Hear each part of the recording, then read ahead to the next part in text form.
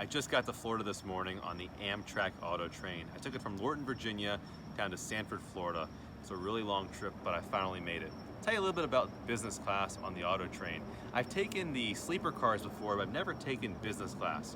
Kind of a new offering for them. They started offering it about a year and a half ago. And here are some of the differences between coach and business. So for the most part, it's a very similar experience to coach. What you find is when you go to the Amtrak Auto Train check-in station to check in for your train, you're actually going to be checking in with the sleeping car passengers, not the coach car passengers. It's not really a priority lane, just a different line. Once you board the train, there are a couple amenities that the coach car passengers don't get that business class does.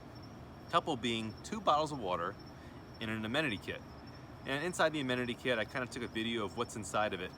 Nothing too fancy, but hey, it's a blanket and it's an eye mask. Nothing to complain about either.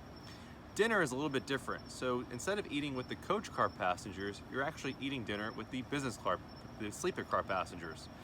The difference between the dinners are really you get a salad and maybe an upgraded entree, maybe a little bit better dessert. They like to change the menu up, so that's not always true, but that's kind of what I found.